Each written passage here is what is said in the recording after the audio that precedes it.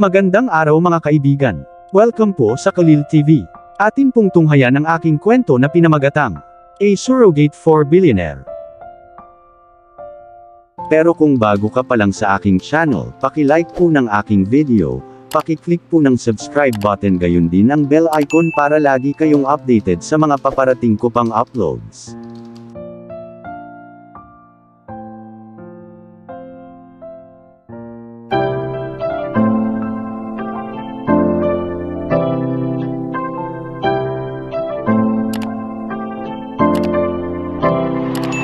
Kalil TV Part 17. Pagkatapos kong gawin ang lahat ay umuwi na rin kami. Wala pa si Gabriel sa bahay.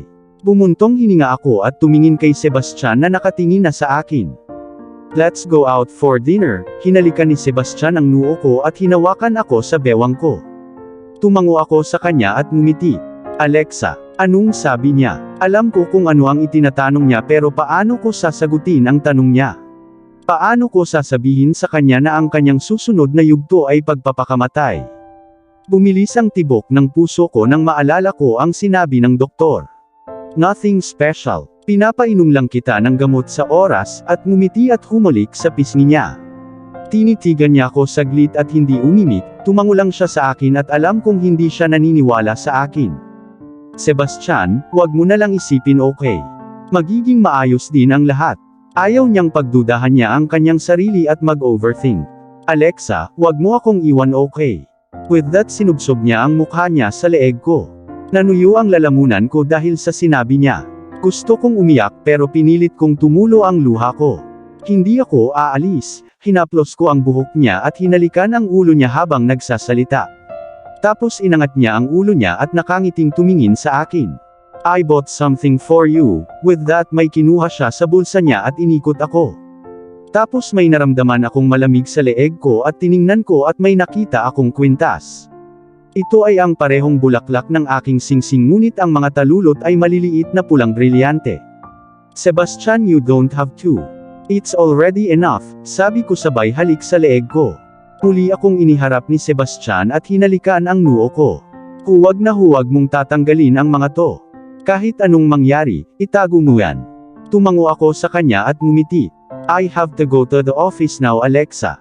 Ihahatid na lang ni Dad si Gabriel saglit. Maghanda kayo ng alas 6:30 ng gabi at babalik ako para kunin kayong dalawa. Kinagat ko ang ibabang labi ko at tumango pero deep inside ayokong umalis siya. Hinalikan ni Sebastian ang noo ko nang tumalikod na siya para umalis. Sebastian, be safe, mabilis kong hinawakan ang braso niya at hinalikan siya sa pisngi nang marinig ko siyang tumawa.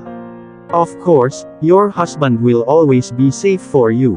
He playfully winked at me at pumasok na sa elevator. Napangiti ako dahil sa sinabi niya. Pumasok ako sa kwarto at naghubad ng damit at sinuot ang isa sa mga sando ni Ryan dahil komportable lang itong suotin. Pagkatapos ay nilinis ko ang kwarto ni Gabriel at nakita ko ang napakaraming chocolate cover at sheets cover. This boy talaga. Tapos pumunta ako sa sala at naglinis at nakita ko ang napakaraming upos ng sigarilyo sa ilalim ng sofa. Kumalabog ng husto ang puso ko nang makita ko kung ilan yun at kung kay Sebastian ba lahat yun. Huminga ako ng malalim at mabilis na natapos ang paglilinis. Pagpasok ko sa kwartong tinutuluyan namin ni Sebastian kanina, binuksan ko ang closet niya at tiningnan at matagumpay kong nakita ang mahigit 4 na pakete ng sigarilyo at ang iba ay wala ng laman. Kailan niya ginamit ang mga bagay na ito? Nabalot ng galit ang puso ko at itinapon ko silang lahat sa basurahan. Hindi ko alam kung may sakit na siya dahil sa paninigarilyo. Mommy, I'm home. Narinig ko ang boses ni Gabriel at dali-dali akong lumabas ng kwarto at nakita kong nakangiti sa akin si Gabriel. Nasaan si Lolo? Tanong ko sa kanya dahil hindi ko nakita ang daddy ni Sebastian na kasama ni Gabriel. Pumunta si Lolo sa opisina dahil tinawag siya ni daddy. Tumango ako sa kanya at binuhat siya habang nakatingin sa akin na may malaking ngiti. Sobrang cute niya. Mommy, did daddy gave this? So pretty, wika ni Gabriel sabay hawak sa kwintas ko. Oo, binigay ni daddy, ngumiti sa kanya habang nakayakap sa leeg ko ng sobrang higpit. May tindahan si Daddy na gumagawa ng mga color stones, Mommy. Napangiti ako dahil sa sinabi niyang color stones. At syempre nasa Daddy niya ang lahat. Yung mga colored stones is called diamonds, baby. Don't say color stones. Hinalikan ko siya sa ulo at dinala siya sa kwarto niya at pinaliguan. Pagkatapos ko siyang palitan ng damit ay dinala ko siya sa kusina. Anong gusto mong kainin, baby? Nag-lunch na ba kayo ni Lolo? Tanong ko sa kanya at mabilis naman siyang tumango. Kumain ako ng pizza. Pinagmamasdan ko siya habang sinasabi niya yun. Dinilaan niya pa ang labi niya. Oh my God, itong batang ito. Gagawan ka ni Mommy ng cookies, okay? Hinalikan ko siya sa noo at iniupo siya sa countertop. Opo, Mommy. With that gumawa ako ng chocolate cookies para sa kanya. Nang matapos ako ay binigyan ko ng cookies si Gabriel at dinala siya sa sala habang inilagay ko siya sa sofa. Baby, sabi ni Daddy lalabas tayo for dinner. Ngayon ay 5:30 na ng gabi kaya manood ka ng cartoons hanggang alas 6 at maghahanda na tayo. Binuksan niya ang TV at hinalikan siya sa pisngi. Kumuha siya ng mouthful cookie at ngumiti sa akin. OMG ang kanyang mga ngipin. I'll take a shower and come, baby. With that pumasok na ako sa kwarto at pumasok sa banyo at nag-shower. Pagkatapos ay nagsuot ako ng bathrobe at lumabas ng kwarto. Pinuntahan ko si Gabriel and found he's still watching cartoons habang tumatawa ng malakas. Bumuntong hininga ako at pumasok sa kwarto at nagpalit ng damit. Mommy, it's 6 now, narinig ko ang boses ni Gabriel nang matapos akong magsuot ng damit.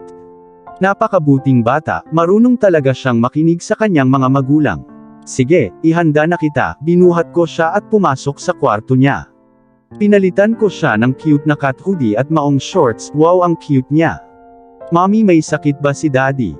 Ano? Tiningnan ko ang mukha ni Gabriel at nakita kong malungkot siya at nag-aalala. Paanong nagkasakit pa ang daddy niya? No baby, bakit mo natanong yan? Tanong ko sa kanya habang hinahaplos ang buhok niya. Mommy asked him to go to the hospital. Bumilis ang tibok ng puso ko. Narinig niya ba yon? Hindi, walang sakit ang daddy niya. No baby, it was because daddy said he has a friend in the hospital, that's why. Ayokong magsinungaling sa anak ko pero hindi ko masabi sa kanya kung ano ang problema ng daddy niya. Oh, tumango si Gabriel sa akin at ngumiti. Nakahinga ako ng maluwag dahil hindi ko na ipapaalam sa batang ito at wala siyang alam sa mga bagay na iyon. Daddy, you're back. Mabilis na tumakbo si Gabriel patungo sa pinto ng kwarto niya at nilingon ko naman si Sebastian na kakabuhat lang ng anak niya. Tumingin ako sa kanya at ngumiti nang lumapit siya sa akin at hinalikan ang noo ko. Let's go. May pupuntahan din tayo, somewhere. Saan? Tanong ko sa kanya at umiling naman siya sabay ngiti. Ayaw niya pang sabihin sakin. Sandali kong pinagmasdan ang ngiti niya at napabuntong hininga. Okay lang basta masaya siya. Bakit ako ganito? Kinagat ko ang pang-ibabang labi ko at pinagmasdan ang gwapong mukha ni Sebastian pagpasok namin sa sasakyan. Sobrang bilis ng tibok ng puso ko dahil sa lalaking ito. Masama talaga ang pakikitungo niya sa akin noong una kaming magkita at ni-rape pa niya ako at sinaktan pero hindi siya ang taong nanakit sa akin. He was just so gentle and caring kaya paano ako mananatili nang hindi may in love sa lalaking ito. Anyways, asawa ko na siya. Ipinanganak ko pa ang anak niya kaya walang paraan para iwan ko siya at ang anak namin. Akala ko dahil sa kanya lahat ng nangyari 4 years ago pero hindi niya kasalanan. Hindi niya alam. Mabilis akong umiwas ng tingin sa kanya dahil ayokong umiiyak na parang bata palagi. I have no idea about what's happening to me but I could clear feel that my heart belonging to him. Mahal ko siya. Halika sa opisina, may importante akong sasabihin sa iyo. Tumingin ako sa phone ko at binasa ang mensaheng ipinadala sa akin ni Kent. Umuwi ako sa bahay kasama si Alexa at sinabi ko sa kanya na hintayin ako para maghapunan. Then I came to the office at nakita kong nandoon na si Kent. Anong meron? Tanong ko sa kanya pagkaupo ko sa sofa. Tinitigan niya ako saglit at bumuntong hininga. Siya nga siya, si Marian. Matapos silang kidnapin ni Janos, nakatakas na siya sa mga lalaking kumidnap sa kanila. At tumakbo na siya sa kalsada para may makasalubong at tumawag sa bahay, pero nabangga siya ng sasakyan habang tumatakbo kaya nawala ang mga alaala niya tungkol sa kanyang nakaraan, kaya ibinigay nila ang dalawa sa isang mahirap na mag-asawa na walang mga anak. Hindi ko pa rin mahanap kung sino ang gumawa nito pero nagpadala na ako ng mga tauhan ko para subaybayan ang isang tao at pagkatapos namin siyang mahuli ay malalaman na namin ang totoo. Anyways, I found those things from a old woman, sabi niya. May dala-dalawang phone number si Alexa. It's been so many years but she said she cannot forget the face of that little girl and the way na nabangga siya ng kotse, Kent, natapos ang sinasabi niya sabay buntong hininga. Sumasakit ang puso ko dahil sa nangyari sa kanya. Nauwi sa paghihirap ang buong pagkabata niya dahil doon. Nakuha mo ba ang 2 numero sa kanya? Tanong ko sa kanya habang tumango siya at kumuha ng papel.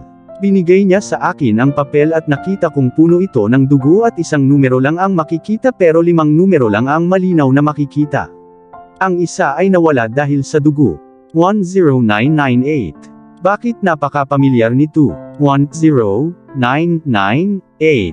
Hindi, imposible diba? She hated me when she was a kid pero paano na lang ang dati kong phone number? Kumalabog ng husto ang puso ko dahil tatawagan niya ako noong araw na iyon. Naalala niya lang number ko. Baka yung ibang number kay Mark. Hindi ako nagkakamali na ito ang huling 5 digit ng numero ng aking telepono. Ano yon, Sebastian? Tanong sa akin ni Kent habang nakaupo sa tabi ko. Naaalala mo ba ang aking lumang numero ng telepono bago tayo pumunta sa kampo ng militar? Tanong sa kanya dahil siya ang nag-save ng mga numero ng lahat at itinatago ang mga ito sa kanya. Palagi niyang sinasabi na lahat ay pahalagahan sa hinaharap. Oo, pero wala ako ngayon. I'll let you know it when I'm home, sabi ni Kent sabay kuha ng papel sa kamay. Isn't it my old phone number's last 5 digits? Nakasandal sa sofa at nagtanong sa kanya. Agad siyang tumingin sa akin at muling tumingin sa papel. I think but I only remember this 998. I'll tell you, tumango ako sa kanya at pumikit. How come she remembered your number? Di ba lagi kanyang pinapagalitan at sinasabing she hates you? Napangiti ako dahil sa sinabi niya. Of course she hated me because I ate her favorite food every day and the other thing is pumasok ako sa kwarto niya habang nagpapalit siya ng damit nang hindi ko makatok sa pinto. Wala akong nakita kundi ang kanyang mga balikat at ilang pulgada ang taas mula sa kanyang mga tuhod ngunit gayunpaman ay sinaktan niya ako noong araw na yon. Hindi ko rin alam yun, napatingin ako kay Kent at nakangiting nagsalita nang marinig ko siyang tumawa. Baka childhood crush ka niya, natatawang sabi ni Kent sabay kuha ng box ng sigarilyo niya. Childhood crush? I really doubt that. I grabbed one from the box and lit it up as I put it between my lips. Anyways, you married the young lady of the Mondragon family. Wait, Sebastian, there was an engagement announced between 2 families, right? So it was Marian and you. Fuck. Sigaw ni Kent habang nakatingin sa akin at pasimple akong tumango sa kanya.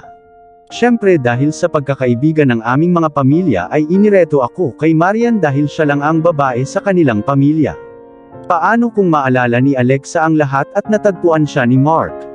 I wasn't scared of Alexa raining her memories but I was scared to face what would happen if Mark found his sister. She's my wife and there's no way I would let go of my wife. She's already a member of the Madrigal family so Mark will not be able to do much about it. Just simply she's mine. A wife belongs to her husband and not sa kapatid niya.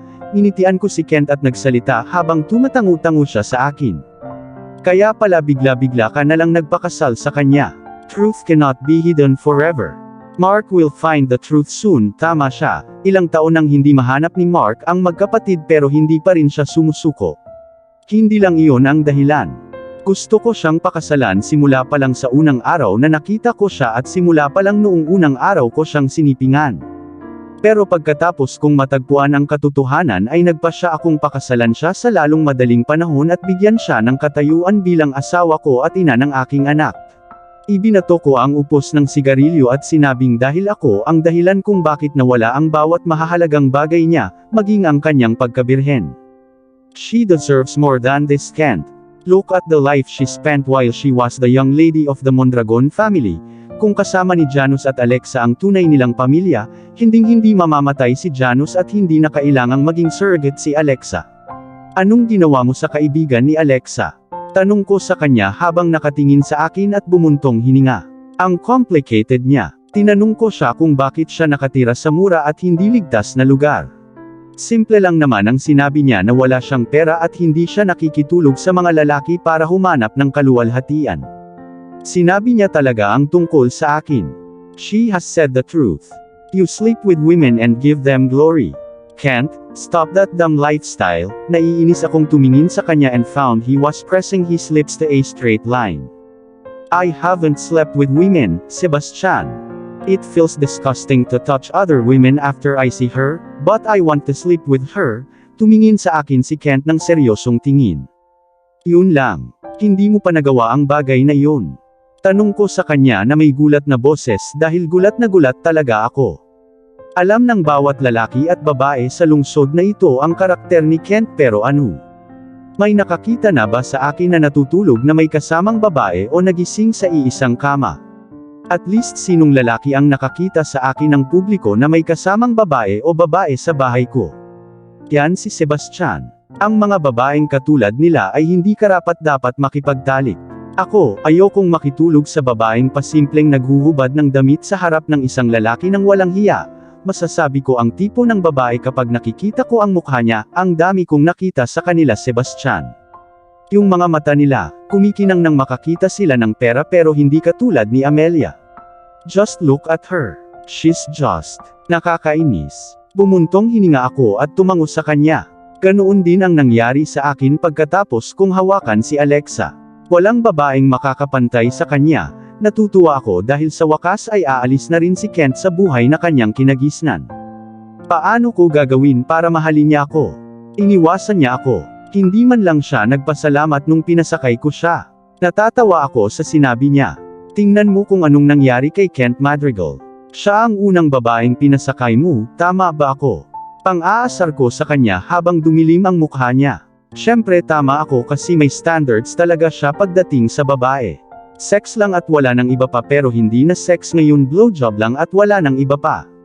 Walang sakay, walang date at ni hindi niya hinuhubad ang buong damit sa harap ng isang babae. Nakipaghalikan ka na ba sa babaeng nagbigay sa iyo ng panandaliang aliw? Tinanong ko siya dahil gusto kong malaman. Walang maniniwala kung sasabihin niyang hindi siya nakipaghalikan sa babae pero naniniwala ako sa kanya kung sasabihin niyang hindi. No. Fuck off. Tumayo siya sa upuan at tiningnan ako ng madilim ang mukha, tama ang hula ko. Wala pa siyang nahalikan na babae. So, lips are still virgin. Hindi lang lips. Lalo ko pa siyang inaasar dahil ang saya-saya talaga simula pa noong mga bata pa kami. Ang panunukso sa kanya ay isang bagay na higit sa kaligayahan. You better shut your fucking mouth Sebastian. Pagkatapos ay umalis na siya. Natawa ako ng ilang minuto dahil sa mukha niya na ngayon lang niya nakita. Saka ko naalala kung gaano kaganda si Alexa ngayon. So fucking gorgeous. Ang kanyang ngiti ay isang bagay na talagang minahal ko sa aking buhay.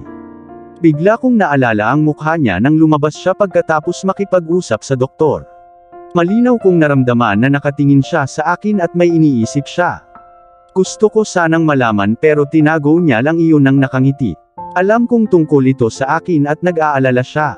Napabuntong hininga ako sa kakinuha ang phone ko at tinawagan. Ayusin mo ang mansyon na pupuntahan ko mamayang gabi, walang kwenta ang pananatili sa apartment. Walang hardin at walang sariwang hangin, hindi man lang malayang makapaglaro si Gabriel. Nanatili ako sandali sa opisina at tiningnan ang mga schedule ng pagpupulong at tiningnan ang oras at nakita kong halos alas 6 na ng gabi kaya kinuha ko ang aking coat at lumabas ng kumpanya at sumakay ako sa aking sasakyan. Pagkatapos ay nag-drive na ako papunta sa apartment ko at pumasok, habang naglalakad papunta sa kwarto ni Gabriel dahil narinig ko ang boses ni Alexa at Gabriel.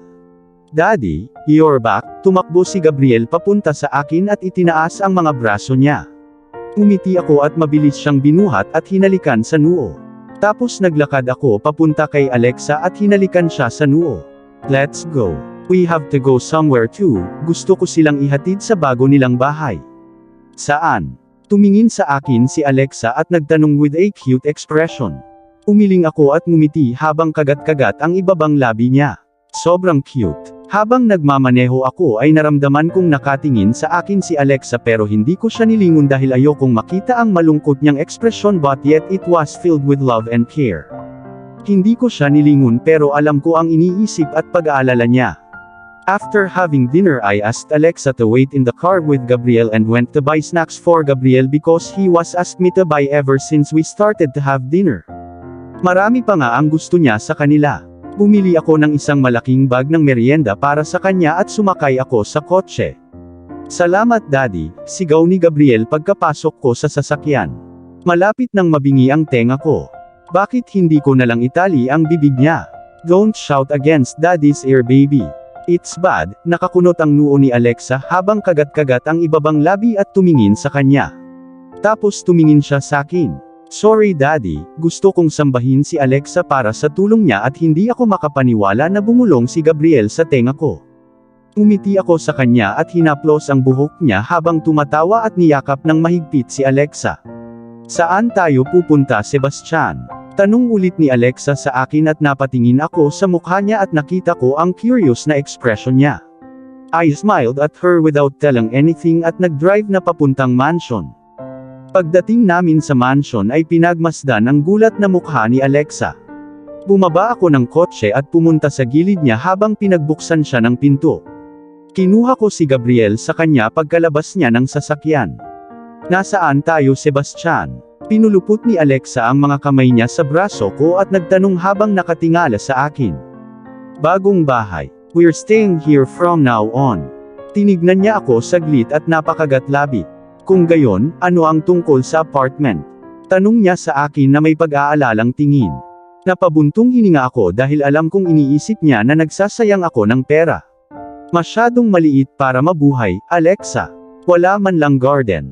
Bumuntong hininga siya at ngumiti sa akin habang tumatango. Nakahinga ako ng maluwag dahil ang hirap impress ng babaeng ito. Ang ganda. Hinalikan ni Alexa ang pisngi ko at sinabi. Tumango ako sa kanya at tumingin kay Gabriel na abala pa rin sa kanyang chip packet. Gabriel, tignan mo, hinalikan ko siya sa noo sabay lingon sa paligid. Daddy, so beautiful. Pwede ba tayo dito? Tanong niya habang hinahalikan ang mukha ko. Tumango ako sa kanya at hinalikan ulit siya sa pisngi. Pagkatapos ay pumasok na kami sa bahay. Welcome young master and young lady. Little young master is also here. Si Tito Herman ang mayordomo ng bahay na ito at inalagaan niyang mabuti ang bahay. Tumango ako sa kanya at pumasok sa bahay at tumingin kay Alexa. Gulat na gulat siyang tumingin sa paligid. I bet hindi pa siya nakakapunta sa ganitong klaseng lugar pero kumirot ang puso ko dahil hindi siya nabibilang sa mundong ginagalawan niya.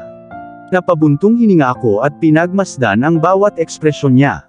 I could feel she's happy but she was not a woman who loved this kind of thing. Ang gusto lang niya ay pagmamahal.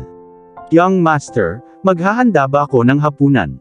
Tanong ni Tito Herman habang nakangiti sa akin. No, we had dinner. With that tiningnan ko ang oras at nakita kong halos alas 10 na ng gabi. Gabriel, tulog na, hinawakan ko si Alexa sa bewang niya at dinala sila sa kwarto ni Gabriel. Alexa, maligo ka na sa kwarto natin. Ipapakita sa iyo ni Tito Herman ang kwarto, sabi ko habang nag-aalangan siya saglit at tumango. Pagkaalis niya ay dinala ko si Gabriel sa washroom at hinugasan habang naliligo din ako. Wala akong damit para kay Alexa dito. Para kay Gabriel lang. Bumuntong hininga ako at kinuha si Gabriel palabas ng kwarto at pinalitan siya ng pijama at inihiga sa kama. Half asleep na siya. Hinalikan ko ang noo niya nang makita kong pumasok si Alexa sa kwarto. Holy shit! Pinagmasdan ko siya habang papalapit siya at umupo sa tabi ko. Nilibot ko ang mga mata ko sa buong katawan niya and found she's just so damn sexy and gorgeous with my black shirt.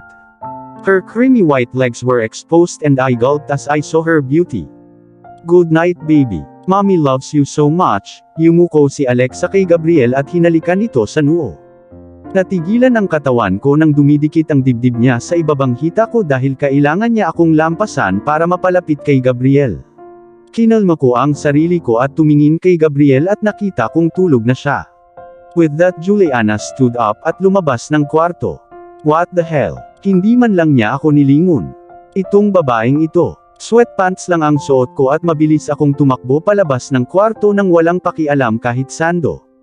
Pumunta ako sa master bedroom at nakita kong sinusuklay ni Alexa ang mahabang buhok niya. Naalala ko bigla ang unang araw na nakita ko siya at ang buhok niya ay abot bewang pero tignan mo siya ngayon. I really love her long hair kasi ang hirap humanap ng babaeng ganito natural at long hair. Dahan-dahan akong naglakad papunta sa kanya at niyakap siya mula sa likod habang tumatawa siya sa katawan ko, chuckled at binalingan niya ako. Seducing me. Hinawakan ko siya sa bewang niya at idiniin ang katawan niya sa katawan ko. Dahan-dahan niyang ipinulupot ang mga braso niya sa leeg ko at ngumiti. Hindi ako mahilig sa mga lalaking may asawa. Fuck, nang-aakit ba talaga siya sa pagsasalita at pag-arte ng ganito? Pagkatapos ay pinaglakbay niya ang kanyang mga daliri sa likod ng aking ulo at ngumiti ng husto. Pero bilib ako sa mga babaeng may asawa. With that binuhat ko siya at inihagis sa kama at inaakyat siya. Narinig ko ang matamis na tawa ni Alexa habang nakasubsob ang mukha sa isang unan. Napangiti ako at sinimulan ko siyang kilitiin habang siya ay tumawa ng malakas. Sebastian, stop it, you dumb, natawa ako dahil sa cute niyang expression. Pulang-pula ang mukha niya.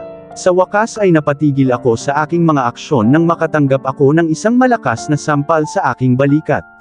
Bakit ka ba nakakainis? Napangiti ako sa kanya dahil may mga ugali na hinding-hindi mawawala. Tiningnan ko ang ngiti sa kanya at nakita kong iyon ang pinakamagandang bagay na nakita ko. I kissed her forehead and leaned beside her as I turned her to face me. Nahihiyang ngumiti si Alexa at hinalikan ako sa pisngi. Ngumiti ako sa kanya at inilagay ang kamay ko sa mukha niya at hinaplos ang labi niya gamit ang hinlalaki ko. Napakarilag. Lumapit siya sa akin at sinubsob ang mukha niya sa dibdib ko.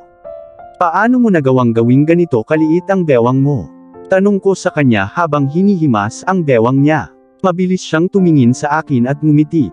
Wala akong ginawa. Dahil marami akong part-time job at nag-aalaga ako ng isang maliit na babae at bilang yaya niya araw-araw kailangan kong magsanay ng ballet dancing kasama siya. Inilibot niya ang kanyang mga daliri sa buong dibdib ko at nagsalita na may kasamang ngiti. Sumikip ang puso ko dahil sa buhay na ginugol niya noon. Then you tell me, young master, how did you manage to fix this hot body that has unlimited stamina? Tumawa ako ng malakas dahil sa sinabi niya. Nakasimangot pa siya sa akin habang nagsasalita. Hindi ko napigilang matawa dahil sa cute at childish niyang ugali. Gusto mo ang katawan ko? Pang-aasar ko sa kanya at kinagat niya ang ibabang labi niya habang namumula. I should like my husband's body. Marahan niyang kinurot ang tiyan ko at nilibot ang mga daliri niya sa itaas na bahagi ng katawan ko sa nakakatawang paraan. Sebastian, ano ito? Anong nangyari? At dito na po, nagtatapos ang part 17 ng ating kwento. Sabay-sabay po natin abangan ang susunod na kabanata. Paki-support rin po ng mga kwentong pag-ibig ni Dion Channel TV na asawa po ni Khalil TV. Maraming salamat po. God bless and stay safe everyone. Shout out po sa ating mga kaibigan na sina Nora Abdul Qadir of Bahrain, Adelita Shirikian of Jerusalem, Israel, Jasmine Ramos of Abu Dhabi UAE, Abun Shoji of Japan, Marivic Barquio of Kuwait, Linda Sotelo of Umingan, Pangasinan, Evangeline Caballero of Kuwait, Karen May Plato of Hong Kong, Maria Renbuentipo of Uniza Al-Qasim KSA, Vianica Sagde of Kuwait, Taylon 21 of Hong Kong, Rose Ellen Fernando of Aman, Jennifer Gonzalo of Kuwait, Clemon Gabo of Hong Kong, Julieta Tornillo of Kuwait, Simpatica of Singapore, June Gwyneth Igorot Country Sounds of Hong Kong, Evelyn Togonon of Dubai, Kenta Hamamoto, Mary Ann Bacot, Chris Kenneth Acosta, Teresita Arevalo, Marian Sushon, Honey V of Kuwait, Ella Fame of Kuwait, Jean the Best of England, Yams, Vladimir Casimo, Rex Roy, Evain Loha, Fe Cruz, Pinky Flores, Janice Lun Haas, Annalisa Jamie of Saudi, Melanie Isidro of France, Nicomeda Atihira, Anna Yu Powell, Luz Tua of Israel, Sassy TV, Judy Char, Maricel Dela of Hong Kong, Nitz Reyes of Kuwait, Marisa Rem Ular of Aman, Lupineda of Dubai UAE, Mariz Vialaw of Kuwait, Dolores Martin of Riyadh KSA, Garamilo Serafin of Dubai UAE, EJ Kat of Hong Kong, Fatima Diocolano of Damam KSA, Nelia Ruiz, Raquel Calao, Bernadette Pia, Rodalyn de la Cruz Tagle, Aditha Capiando, Girly Bautista, Gemela Dumasil, Jessel Aquines, Harna Baduli, Baby Dayrit, De La Cruz Aloha, Spice 221, Annalisa Trinidad, Jingjing Roladan,